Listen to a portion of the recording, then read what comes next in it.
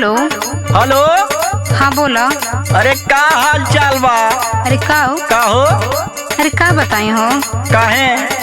अरे हाल चाल देबू तब तो समझ में आई। का बतावा?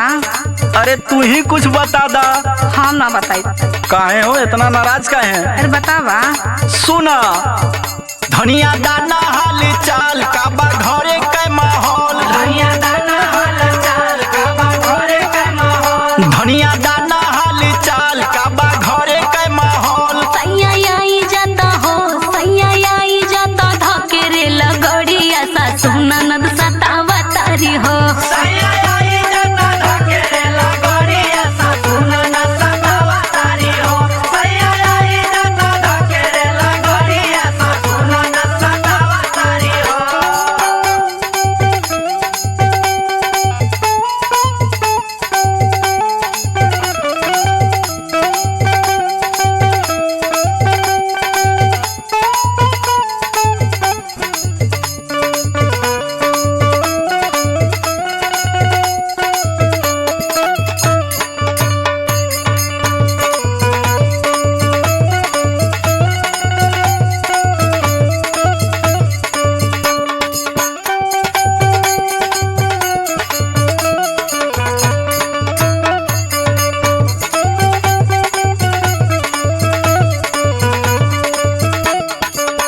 अरे पगली कौनो काम हड़बड़ा के ना कइल जाला।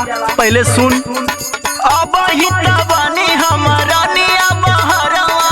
रानिया बहरवा हो रानिया बहरवा। कैसे के आई जाई जल्दी से घरवा। जल्दी से घरवा हो जल्दी से घरवा। पिया नहीं आई बात भागब नहीं हरवा, जदी नहीं सुनबा बतिया खाले हम महुरवा।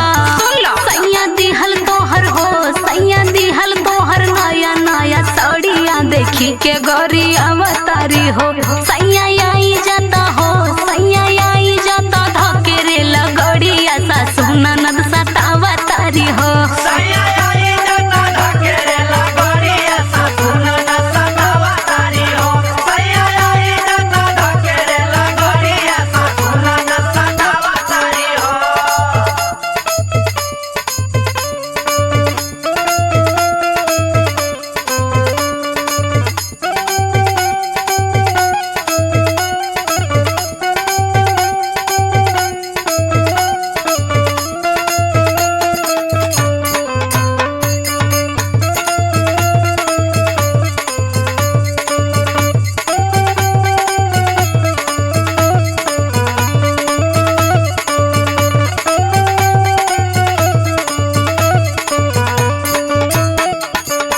अरे तो 24 घंटा तोहरे नकिए पे गुस्सा रहाला, कुछ बर्दाश्तो कइल जाला। सुन हमारो त लागे नहीं धनिया हो मनवा। धनिया हो मनवा हो धनिया हो मनवा। तू ही त बारू हमर सगरो हो धनवा। सगरो हो धनवा हो सगरो हो धनवा। हमके न रजाऊ तू जानी फुसलावा, मनवा के गुस्सा न रविंदर भुलावा। दिमाग रोज ममता से हो, रोज ममता से झगड़ा लगावा तारी हमके भाग